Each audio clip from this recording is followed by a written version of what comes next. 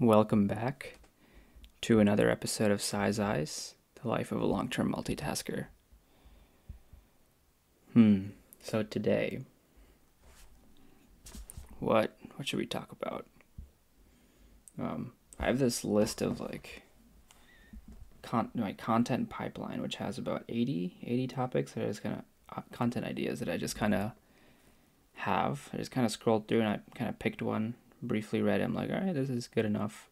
Oh, literally, it's good enough, but it's this works. So, I guess the topic today, or the idea that I kind of wrote down, I want to dive into a little bit more, was so I read a book about a year ago, actually. My then manager suggested it to me. He had a physical book, so he gave it to me at the office. I read it. It's called Good Enough. I believe by Daniel Milo. I was actually trying to gift it to Deepak, but Amazon couldn't get its stuff together and lost a package, so didn't get the Christmas gift for him. Should probably get him the gift still, even though it's not Christmas time. But anyways, it was a good book. It was good enough. All right, enough with the jokes. But it was the most dense book I've ever read. More dense than a textbook. More dense than anything. I mean, this guy's a professor, so it makes sense. I mean, I think he's a PhD doctor or something. I think he teaches in Israel. Okay, I don't want to get anything wrong, so just look him up. But it was a very interesting read, very interesting take and theory on evolution. Now, I took some good notes on it. I don't have it right in front of me right now. I could pull it up, but no need. But it's basically just talking about. He basically goes against Darwin's theory of evolution and survival of the fittest. Right? I mean, basically, he kind of talks about there's two kind of evolutions. One on the macro scale, macro. One's on the micro, but still millions of years scale. So I think he says that the macro one, Darwin's thing is correct. Darwin's theory is correct. But for natural selection, the theories, he chose the outlier instead of the norm. And so he provides a lot of examples, goes against the examples that Darwin used himself. And honestly, it's pretty compelling. I think I'm going to ride with Daniel Milo over Charles Darwin in this instance. I'll go with Darwin, on the macroevolution piece of this, but not on the survival of the fittest piece of it. So I'm going with Daniel Milo on that. But obviously I did a 30-second explanation. So if you listen to my last podcast, do not take my word for it. Read the actual book. Even if when I post the notes, online, don't just read them. Read the actual book if you're interested. Because I can't possibly explain as well as he did of all the theories and how he just kind of trashes Darwin. It was kind of like, oh damn, this guy's he's not playing around. But I wanted to give it to Deepak since he's a pretty big Darwin guy, pretty big Galapagos Island bird guy. So wanted to see how he would react. So I'll probably still give it to him. But when I was reading that, it was like, so I guess kind of the other part of it is that it's not survival of the fittest. We're not competing. Well, kind of we are competing for resources, but right now humans aren't. It's not survival of the fittest. It's are we good enough? Are we good enough to reproduce? That's the question. Are we competent enough? Are we smart enough? Are we just are we alive? And as a society, as a civilization, as a human civilization, for the most part, we are good enough. We're not, fighting for our lives in terms of, fighting lions and saber-toothed tigers and dinosaurs, whatever else was there. Megalodons. I don't know. Some woolly mammoths. Like, we're not fighting those things for survival. Like, we as a civilization are surviving and are good enough.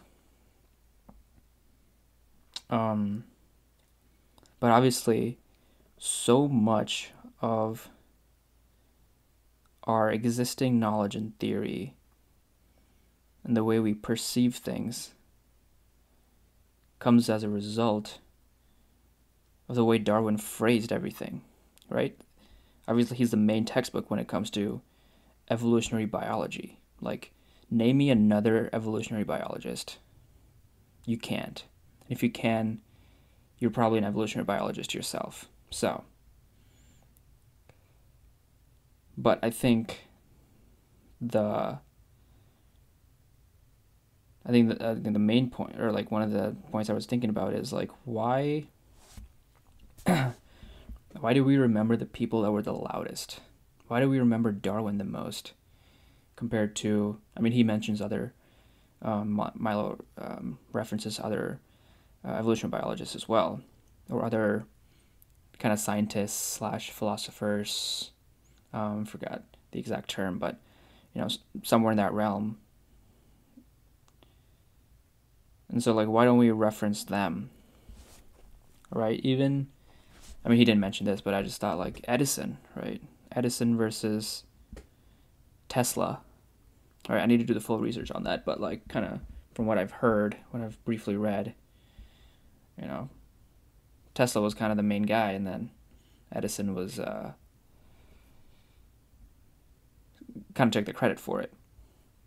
Obviously, he did a lot of work himself, but I think he was building on the blocks of other people, as you should.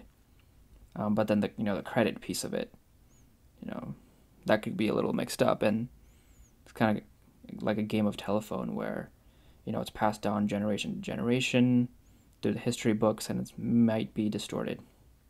So, I mean, do the full research. I need to do that as well, regarding Edison and Tesla. But, they were the loudest in their respective fields at their respective times. And history has put them in history books as such. And is that right or wrong? That's up for debate. But you can't argue that it is a fact, right? And I was just thinking about, like, why do we remember people who are the loudest? People who, I mean, yeah, like it. We don't necessarily think of all the people, the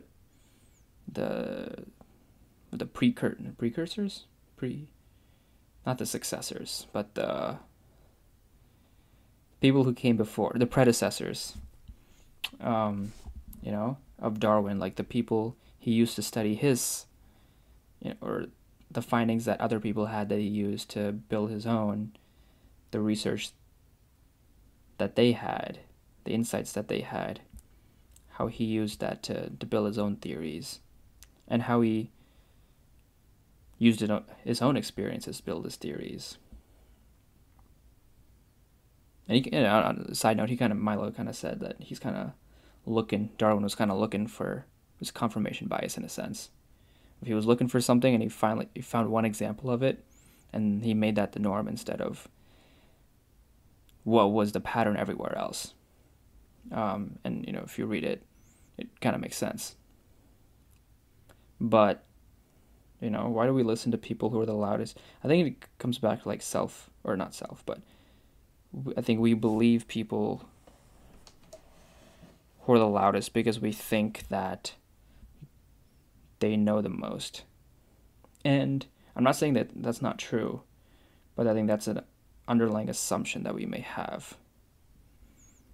That since this person is talking, since this person is sharing their beliefs, sharing their theories, sharing their inventions, sharing their ideas, the most often, or the ones that have the most attention of people, or can distribute the message to the most number of people, they must be the most authoritative on that thing. And so I think it comes back to us in terms of, are we seeking out people? Are we seeking out content? Are we seeking out perspectives that are different from, let's say, the mainstream, from what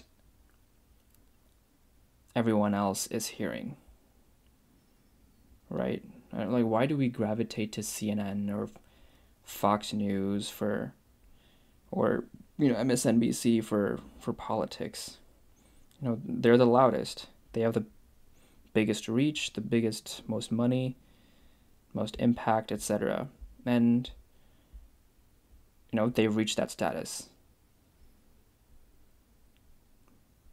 But what does that mean for us?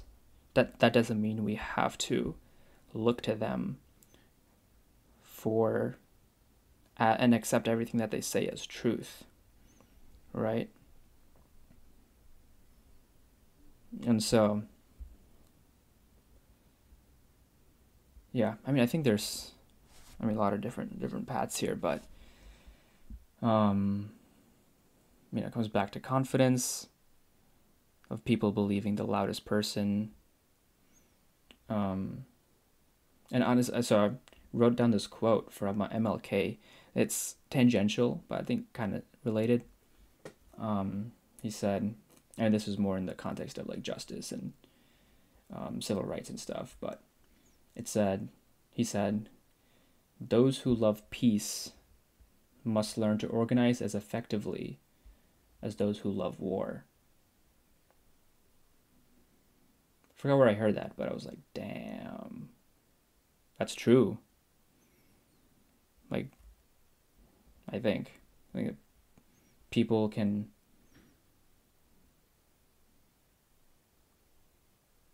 have whatever intentions they have,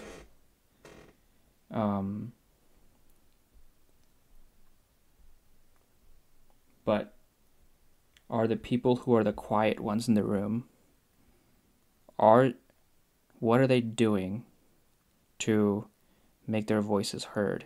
They don't have to be the loudest, but like, I think that's kind of what appealed up to voters for Trump, right? One of his things was, forgotten man, forgotten woman, right? It's like the silent majority. It's like people whose voices haven't been heard, and they felt like he was espoused that he could do things that would make their voices heard.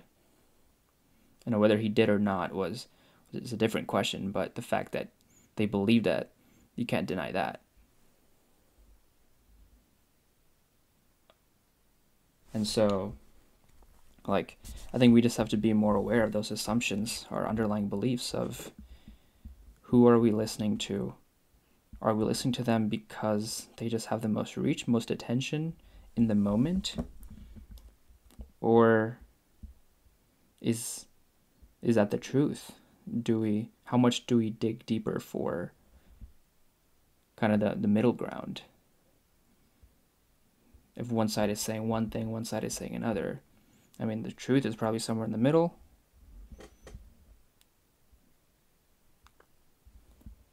Right? But yeah, I'm just looking at this MLK quote. Man, that's pretty powerful. Like, and I think you can like substitute peace.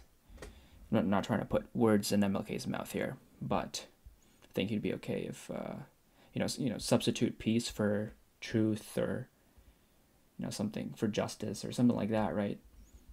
Those who love the environment, let's say, must learn to organize as effectively as those who want to use all the resources from Earth. I don't know. There. I've created my own MLK quote. Probably gonna get sued for that somehow. But, I think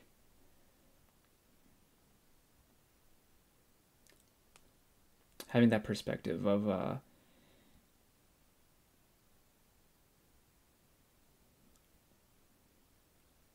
are we making a conscious effort? Are we making a conscious effort to listen to other folks, to viewpoints that differ from ourselves, to seek out on social media people who people to follow who don't necessarily believe in our ideological beliefs? I can do a better job of that. We're in an echo chamber. And so I think it's good to have these differing point of views so that we can make our own decision. We've been fed from a young age that about Darwin's theory. And everyone just kind of believed it, for better or for worse. But is it really true? I read both sides of it. Growing up, kind of read Darwin's side. And then obviously last year I read, Milo's side. And I made my own decision. But how much are we doing that on a daily basis? Who are the friends that we talk to that can provide a different perspective? And so I think that's something that I want to take away.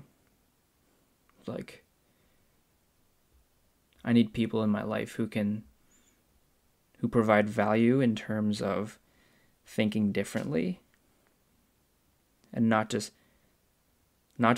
the same way that I think differently. Right? People who actually think differently from me. Because that'll provide more value than people who have the same or similar views as me on whatever topic. So essentially what I'm saying is question everything. Question everything, surround yourself with people who have different views. And ask yourself, are you listening to someone or watching something that is because of how loud they are? Because of how ubiquitous it is? Or because you want to understand the underlying principle, understand some element of truth?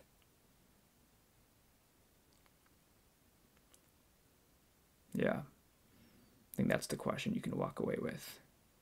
Ponder on that. I think I will too. So yeah, good 18-minute podcast here. Call it a day. If you have any suggestions for more topics, let me know. Kind of rambling on here at this point, but thanks for listening to another episode of Size Eyes, the life of a long-term multitasker. I'll see you when I see you.